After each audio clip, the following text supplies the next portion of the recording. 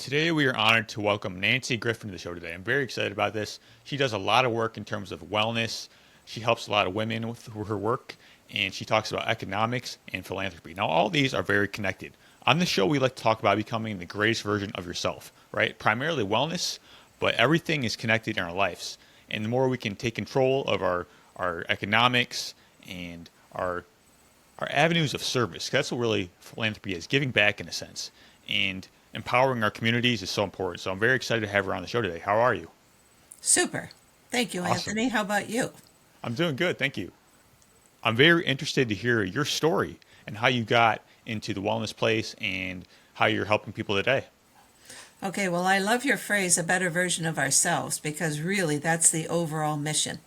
And it's like when you get the oxygen on when you're on the airplane, you put the oxygen on on yourself first. But then the key question is, okay, now what? Now what are you going to do? Are you just going to sit there, or are you going to add some value to what in the world is going on around you?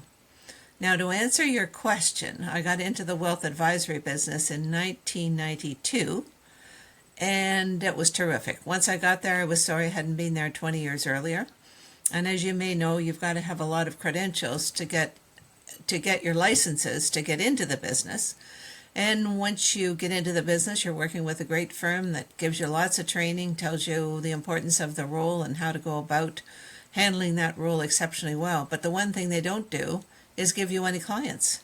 They say, okay, now you got to go find your own clients, because those clients are ones whom you feel you'll be able to add value to their lives.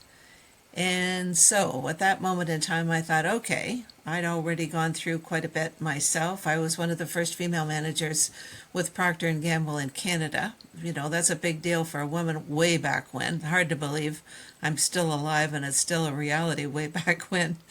But I decided I would focus on women, not exclusively, but primarily because women were starting to earn a lot more money, that they really wanted to look after themselves. And so started to meet with some women. Actually, one of my first events came about because one of the investment companies that I worked with had a program, a marketing program, targeting women. So I hosted an event at a golf course in Toronto, and I had 172 women show up. It was just like, oh my goodness, it was amazing. Because the way women work, and I think you probably know this, is they come in packs. Like, one person will have heard about it, and then they'll say to the other one, well, did you hear about? No, but that sounds really interesting.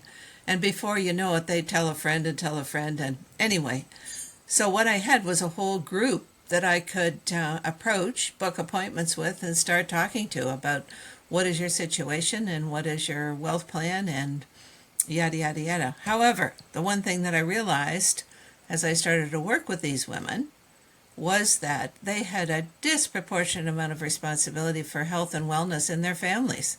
It was like mom as the nurse practitioner. And I thought, oh my goodness, I mean, how much knowledge do these women have about all the different aspects of health and wellness? So I started to partner with not-for-profit health-related organizations focusing on women's health. I think I probably started with Women's College Hospital in Toronto, which is over 100 years old, and of course focusing on women's health and wellness. And once you start to understand everything that they're doing, both in terms of the programs they offer, as well as the research that they're doing, you now have a terrific resource you can refer your clients to. So that was kind of the base of what got me started. Wow, thank you for sharing that. It's a great story. I really like that analogy you used in the beginning. It made a lot of sense because, okay, you're good. You got the oxygen mask on. You're good, right? Now, what are you going to do with that? Let's actually do something. Let's grow. Let's be of service to the world. Exactly. And being alive is a privilege.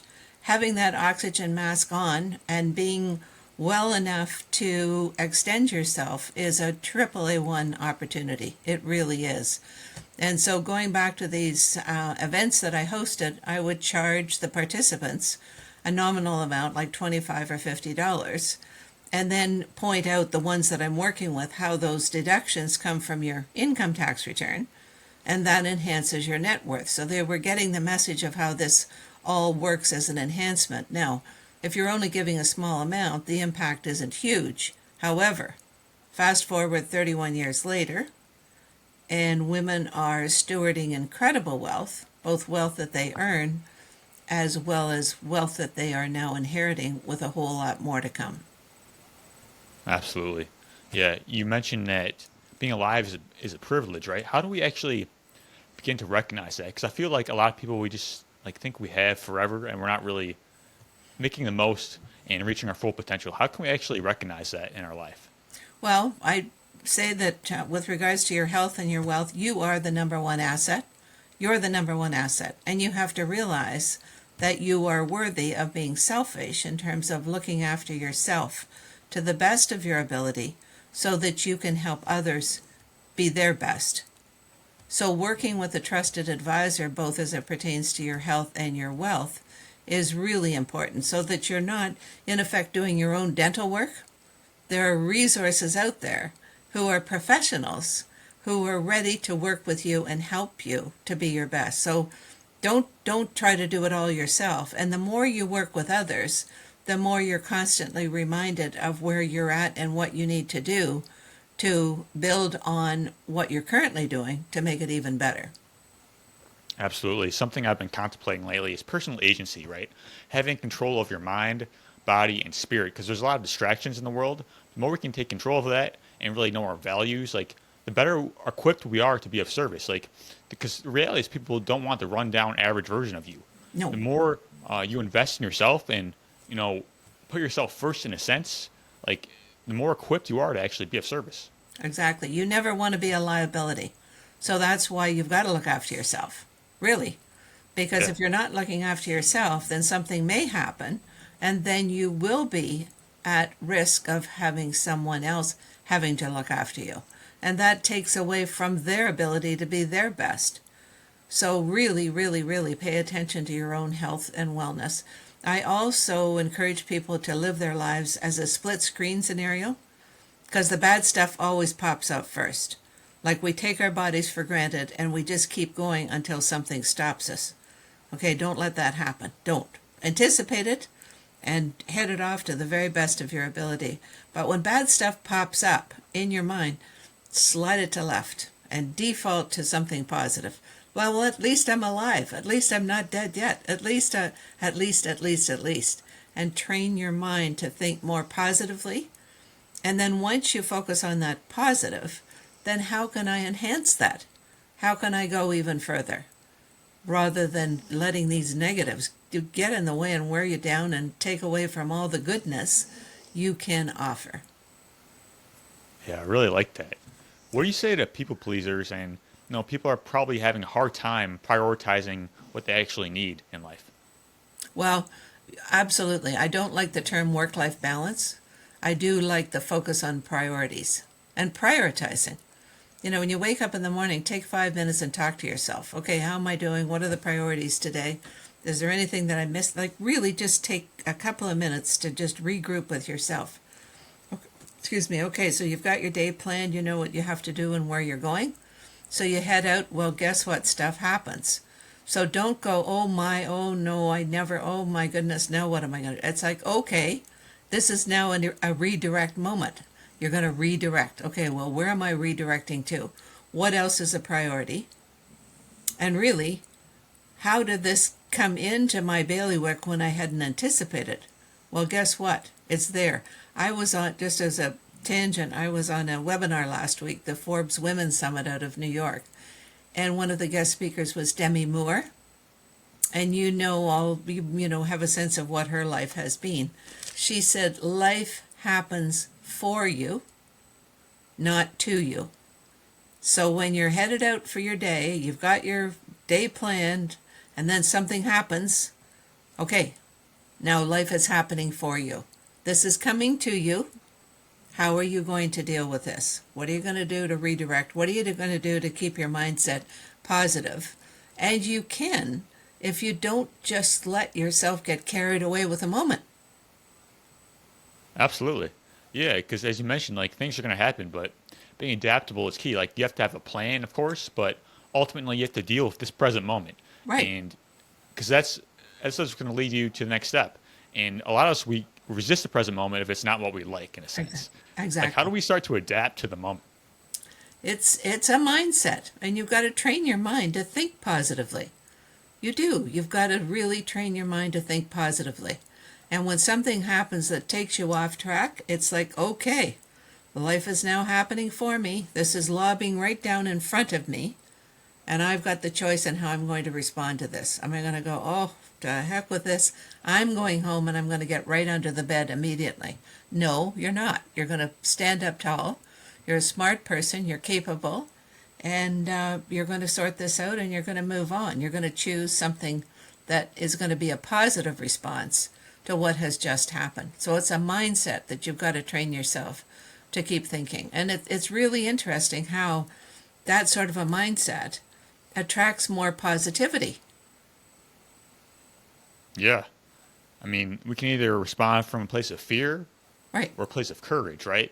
Exactly. And as you mentioned, like we have countless opportunities to do that because we're training our minds, as you said, Right. and it's the repetition deepens the impression. So we can either practice fear or practice courage, and each one is going to get easier as we do it. So we have to make a choice. Correct. And Yeah. always know that life is a privilege. Like, really, put a smile on your face. You're still alive. You're not dead yet. You won't be doing a lot of smiling when you're dead. So be thankful, really. Like, it's not rocket science, and we know with everything that's going on in the world that life is a privilege. Yeah. Power of gratitude is so key because it just definitely puts you in this high energy state. Right. And it's always available to us, even though it may be more difficult than at certain times than others. But if we can find it and we can start to be the light, it just makes it so much easier and more graceful to live. Exactly. Yeah. So you talk a lot about wellness. What is your approach to wellness and how do you kind of help people navigate that area? Well, again, being as positive as you possibly can from a mindset, but also go back to having a trusted advisor for your health and your wealth. If you've got a trusted advisor with whom you can connect to make sure that everything's in the best order it possibly can be, that in itself helps you be well. Same thing with an overall wealth plan. You don't want to be awake in the middle of the night going, oh my goodness, like the markets are going up, up, up, up. Well, guess what? One day they're going to come down, down, down. Is that your problem in the middle of the night? No. If you're working with a trusted advisor, that is that person's profession to pay attention to you, everything that you have in your wealth plan, all of those conversations that you've had in terms of where you're at and where you're headed. And it's that person's responsibility to look after that aspect of your well-being and at the same time make sure you understand and have a level of confidence that that person truly is looking after your well-being. I'll give you another example. We had a good friend come and stay with us a couple of months ago, and she spends a lot of time in the DR in the wintertime. And so I know her well. I know her advisor well. And she said, Nancy, while I'm here, I think she stayed with us for 4 or 5 days. While I'm here, I've got a Zoom booked with my advisor, and I would really like you to listen to the conversation. He won't know that you're there, but I will. And I just want, basically a second opinion. So away we go. He comes on. She doesn't want to worry about any of the markets going up and down. She's retired, so she wants her monthly income. Okay, so away they go. And he said at any given point in time, I have 3 years worth of monthlies set aside for you. And that's revolving. So as time unfolds, he's making sure there's always 3 years worth of monthlies set aside for it. So you don't have to worry. That's my job to make sure those monthlies are there to be delivered to you. And then she said, well, now and again I may want a lump sum. No problem. I anticipate this. And quite frankly, there's some of your investments in your open portfolio, so not 401k or in Canada, your RSP or your RIF. I've taken some profits and I want to reinvest, but now's a perfect time if you want to take a lump sum. So away we go. He's hearing what she wants. He's reassuring her that he's doing the job that he's supposed to do as a trusted advisor. So this basically was the dialogue.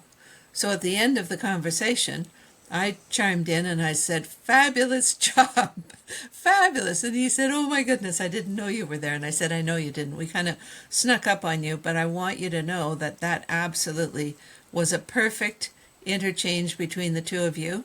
And I told him about these podcasting experiences and how I go on about get a trusted advisor.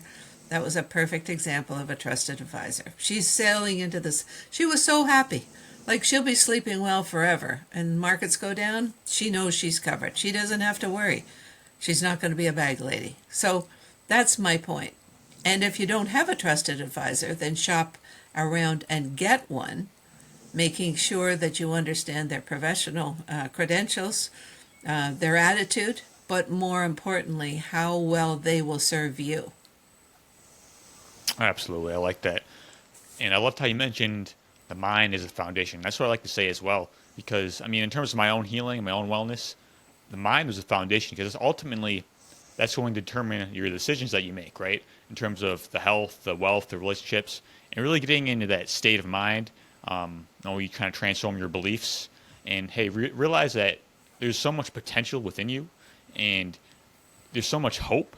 You just have to align yourself with it. And once we start to shift our paradigm, you really change your life and you start to develop this agency to create a new change in your life. So Exactly. I'm glad that you mentioned that. Yep. And also, you mentioned energy, and it's true because you unleash inner energy when you're moving forward, when you're feeling good, when you're enhancing your own self worth. That energy comes forward. I mean, who knows where it is, where it's being stored? I guess there's some kind of a, what do you call them? A pantry of energy. But it's true. The more you do and the better you feel about all the things that you're doing, even dealing with difficult situations and working your way through it, it just unleashes more positive energy. Yeah. And you mentioned a trusted advisor. That's super important as well. Have somebody you can actually look to, someone you can trust, who has walked the path that you want to be on. That's such an invaluable tool to actually make your change happen faster, right? Because I feel like we tend to fear what we don't understand. And we have someone who has walked that path, it makes it so much easier. Exactly. And, with women, they often don't ask questions because in asking questions, you are sharing what you don't know. And sometimes that's embarrassing and sometimes that's a vulnerability. So you just go, well, I'll be fine. Don't worry about that. But no, dive right in. It's your life. It's your asset. So look after it exceptionally well. Be selfish. Yeah. How do we start to find that trusted advisor? Because there's a lot of them out there, but how do we find one that is kind of aligned with us? Good You question. said it's like shop around in a sense, kind of like, see what works and what doesn't. Well, you can ask friends and family. Who are you working with? I don't need to know the numbers in your portfolio, but who are you working with and how do you like your relationship with that person? And do you feel that that person's got a robust wealth plan in place for you? Do you feel that you're well protected? And on that note, a fabulous wealth plan will have included coverage anticipating health challenges. So you can't just focus on buying the best stock that's going to double in 2 months. You really have to anticipate life's challenges like a critical illness or disability, premature death, whatever. Anticipate those and make sure that you're covered in the event that that happens. And that coverage can be to all sorts of different levels, but that's all part of an overall wealth plan. I don't have clients anymore. I just have my Women Worth and Wellness business. But when I did, when they walked away from my office, I wanted to make sure that they understand very, very, very clearly what they had, why they had it, how they were protected going into their future, both in terms of retirement or children's education or travel. And then what if some of those awful things in life happen? Are you protected for that? Because you never want to have regrets. While you're still alive and while you're still vertical, you've got a chance to make those decisions as a discerning investor and make them. Make sure that you know what you own and why you own it. Absolutely. So when it comes to wealth and economics, I know you just mentioned on that a little bit, but how do we start to cultivate that in a sense? I would imagine a lot of the principles stay the same. Like we cultivate the mind, we have people that we trust. But what is your approach to that? Well, wealth is a tool to help you live your life and live it well. And so if you have very little wealth or you have lots of wealth, there are wealth advisors out there to work with you. And one of the questions that people often ask is, well, if I don't have a wealth plan, how do I get started? And I said, well, I think just about everybody has a bank with whom they work. Now, you may have not met them in person, but I would suggest that be your first starting point. And every bank has a whole range of advisors depending on your wealth scenario. So then you just start the process and you lean into it and you ask a whole pile of questions and make sure that you've got the right advisor who's going to be working with you. I'm a certified financial planner, and I know CFP designation, I think, is a global one. I know it's definitely in the US. But how to find a trusted advisor, one way is to just go CFP near me and find out who comes up, see whether or not that might be a group that you're interested in. I think the bigger the organization, the better to start off with. You don't want to necessarily start with a sole practitioner who's a CFP. You kind of want to have more of a fiduciary responsibility surrounding you. But lean into the situation and just start the conversation. And as you go through the process, you're going to learn a tremendous amount. Absolutely. How do we start to develop that wealth mindset, right? Because I feel like a lot of us we're carrying on these negative beliefs that may be holding us back in a sense. Also, I feel like wealth in of itself, it kind of expands to all areas. Like I feel like it's a mindset in all areas of abundance, right? It kind of Exactly. encompasses everything. Like having a rich, holistic life. That's what wealth means to me in a sense. Exactly. So money, dollars and cents, they're there to support that holistic life. But they're not the be all end all. I mean, we know stories of lots of people with lots of money who are not very happy. So, really don't make that number the AAA one priority. You want all of your money, your financial resources, to be there to support your lifestyle so that you can be your best, so that you can live your best life. Absolutely. I was talking with somebody recently. He was talking about having holistic success, right? Because I feel like a lot of us, we may focus on one area and we just, let's say, like we're sweet because we're good at one thing, right? Yep. But the reality is we're all living life. Right. Like we're already engaged in these things. Right. We're already in health, wealth, relationships. The question is to what degree, right? Right. Well, we all admire somebody who somebody else would say, "Man, that guy has really he's got his act together." Well, what does that mean? He's got a great health scenario in place, and maybe he's even had a health event that has set him back, but he's dealt with it exceptionally well. And so that in itself is admirable. And then, of course, a whole wealth plan that's supporting him moving forward. And not taking a whole pile of risks. I mean, we know that crypto is now coming into our world. And so what do we know about that? How do we want to participate in that? Or do we even want to? And again, a good wealth advisor can give you some input on that. To try to do your own dental work is never a good idea. Right. Yeah. It's like, I feel like it's a both and world, right? I feel like all of us do the either or type of thing. But if you adopt this growth mindset instead of a fixed mindset, it unlocks so many doors for you. Right. Do you know Peter Diamandis? I do. Abundance? Okay, Yeah. well, there you go. Yeah. That's an abundance mindset. Yeah. He's like in the regenerative medicine space nowadays, I Eh, believe, right? Right, exactly. Yeah. And AI to the max and, blah, blah, blah. But reaching farther all the time. Why not? Why not?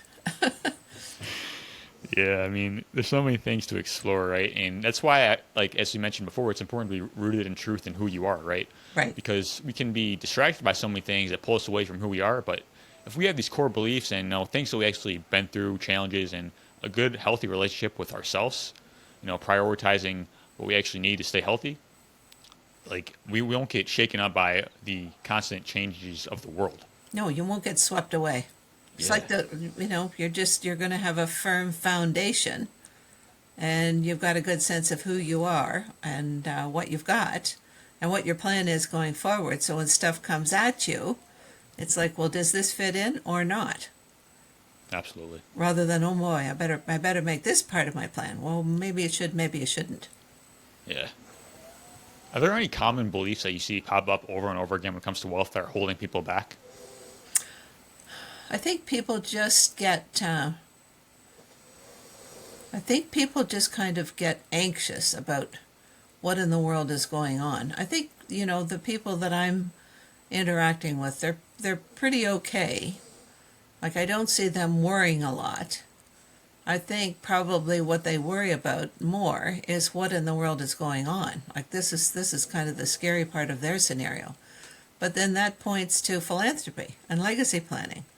Well, we can just be a victim of what in the world's going on, or we can take the lead and invest in something that we believe is going to be helpful in helping the world be a little bit better going forward. For example, the community that I live in, we have a program called Reaching for Rainbows, and this is for young girls ages 6 to 9. It's an after-school program, and they tend to be young girls that are in kind of a vulnerable scenario, so not an ideal home life. And the whole idea is to help them gain confidence in appreciating their uniqueness, so that level of confidence will serve them well going forward into the future. So if you kind of go, oh my goodness, this world is just too much, whatever, and you are interested in philanthropy because it enhances your net worth and your self-worth, of course, then that's a group that you can invest not just dollars in, but you can invest time in as well. So Yeah.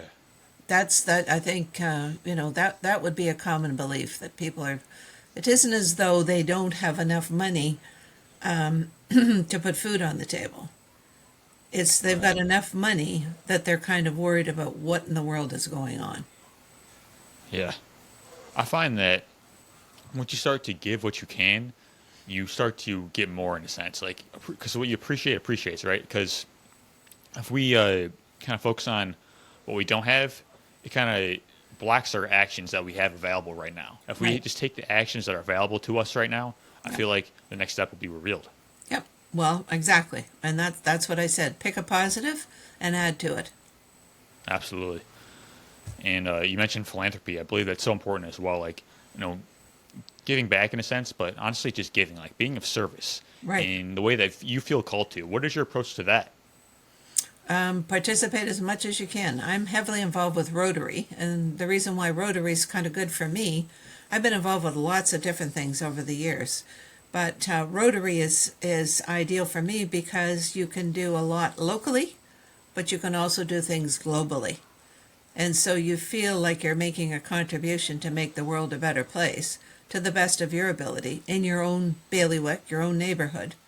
But then there are bigger issues that need to be addressed, and this is a vehicle.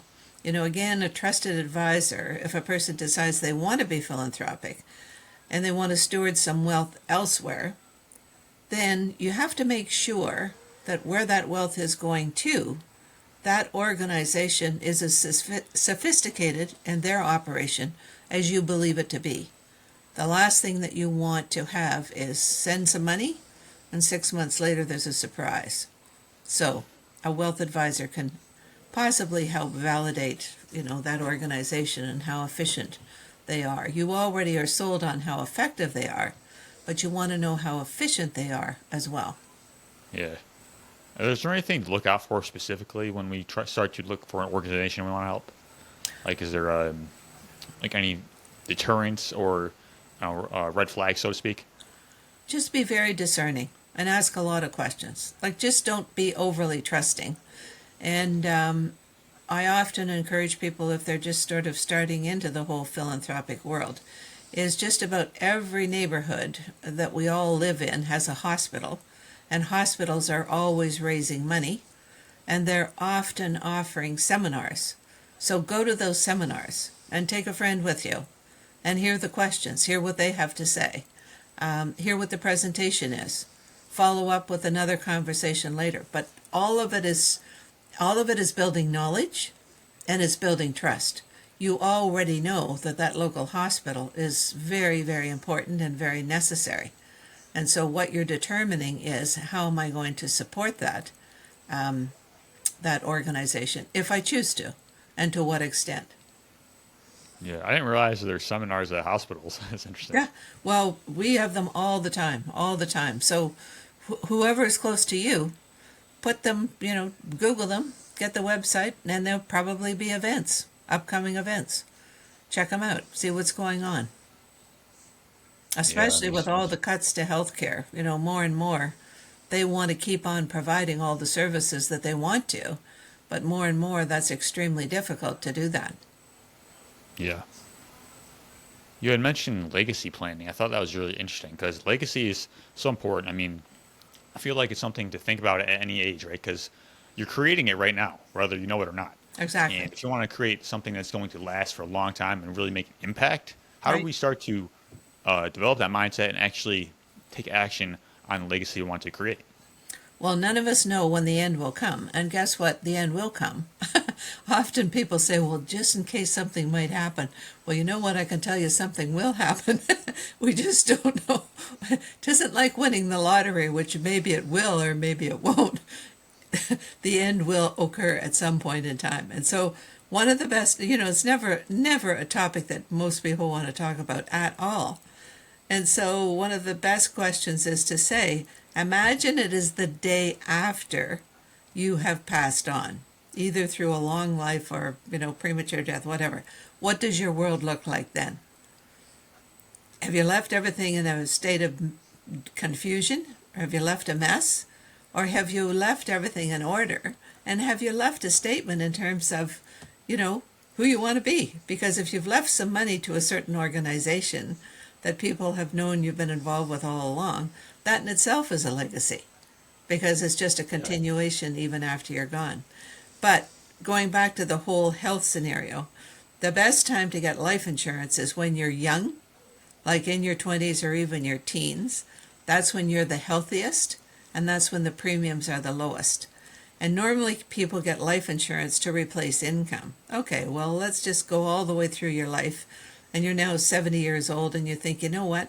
I don't need this life insurance anymore because I don't need income replacement. I've got enough wealth that I've accumulated. Stop. Hold your horses. That insurance policy can now be your philanthropic legacy statement because when you die, those proceeds pay out tax free, and that in itself has a huge impact on a whole final tax return. So you can start legacy planning as early as teenager or 20 years old. Absolutely. I feel like, I mean, if we just start making an impact with people around us, right? People in our communities, our families, our friends. That's what I Right. started with. Just basically they knew I studied health, so they just asked me questions, and Right. eventually started a podcast. So Perfect. it's essentially just having a mission in mind, I feel, and working that mission every single day, right? Like trust the process, don't rush the process. And as long as you keep making progress every single day and know your values and your why and persist through any challenges, I just feel like, the legacy you can leave is extremely beautiful. Exactly. And all of what you've just said is as you keep reaching higher and higher, you're just bringing more positive energy forward that allows Yeah. you to keep on going, which is amazing. It's amazing how Yeah. that works. The reality is, like I mentioned, we're already leaving a legacy no matter Right. what. Right. So, to what degree? Right. Precisely. Precisely. No, no, no, it's terrific. I used to have a program and it was trademarked and I missed out getting it renewed quickly. And it was very simply passionate legacy. And people would Yeah. say to me, now, what is that all about? I said, what do you want to be when you're gone? And they would look at me like, that woman's got some nerve asking me. But it's true, very simply. Yeah, I feel like a lot of this just comes down to conscious living Right. and living intentionally, right? Correct. Because there's so many things like that we do, but we're just doing it unconsciously. We don't really see the outcome or where this is going to lead, and we're just kind of like doing what we've always done. But until we start to have awareness in our life and change the trajectory and take conscious action, like nothing is really going to change. No. But I think a lot of the reason why some people don't is they don't feel worthy. They don't feel that they've got enough. They don't have enough money. They don't have enough contacts. They don't have enough. And so they just ignore it. They pull back. And that's not good. That's not good. Right. Whoever you are, whatever your situation is, whatever your scenario is, you are still worthy. You are worthy. And the most important thing is realize that you are the number one asset and get started. Get started. Get started. Do something. That's an important point. Like, how do we start to recognize our worth? Because, as you said, you are worthy no matter what you've been through and all these things. And we kind of hold on to the past in a sense. and we hold on to this hurt. So it makes it seem like we are not worthy, but we really are. But you see, when we talk about energy, if you're thinking about, oh my goodness, I shouldn't have done that investment, I lost that money, I should have kept that job. It's like, like you're stomping down any positive energy. You're just stomping on it. Don't do that. Yeah. It's like, so what? Now what? Like, so what? So what? I'm still alive. I'm still vertical. I still have a life to live. I am worthy. So then you Yeah. step it up, start to work with the bank and put aside a little bit or whatever.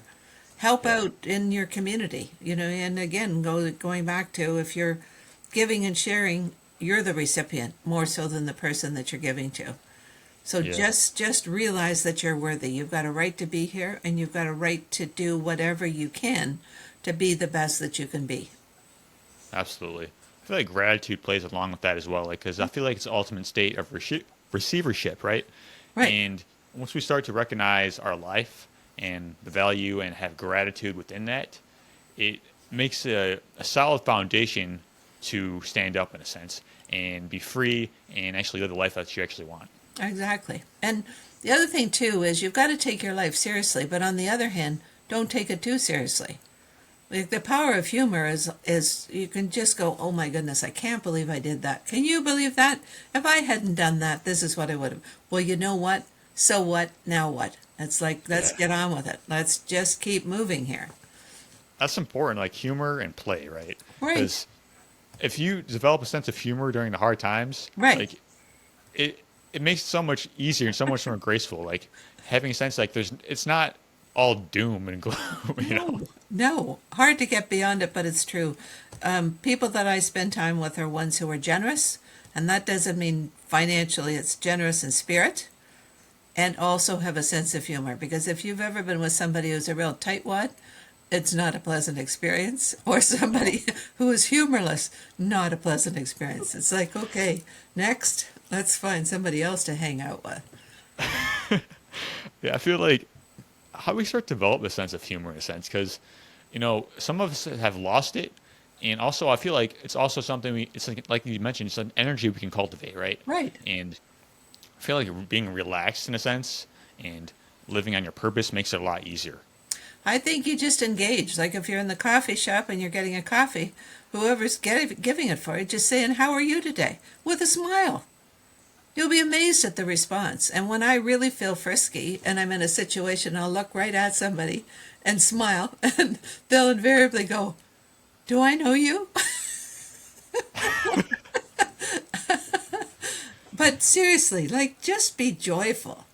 Just be Yeah, joyful. Like, give it a try. If they yeah, give it a try, then they'll see what the response is. 100%. And Yeah, you got to cultivate that joy, and right, like of course there's gonna be challenges and things along the way, and we have to do the best we can with this moment, and know that feelings are temporary. Also, like right. the anger, the frustration, that it's not gonna last. But Nope, if we sit with it and get to a state of neutrality, we can get to that joy a lot quicker, and it will be much more frequent as well. correct. Yeah, awesome. Is there anything you'd like to add? I mean, this has been an awesome interview. It was a lot of fun. We focused on a lot of different things in terms of health, wealth, and philanthropy. Yeah, I think, I've been there when you're in the middle of a life and you think, oh my goodness, how did I get here? Like, this is not pleasant. But if you just default to, I am alive, I am worthy, I can do things to make myself turn my scenario into one that is a better scenario than it is currently, and I'm worthy of working whoever can help me get there. Then again, you start to turn the wheels forward rather than feeling like, oh my goodness, I'm just a victim of this awful life. And don't do that. I mean, you're alive. If you're alive, that's a privilege. That's a benefit. That's a gift. That's a gift. absolutely.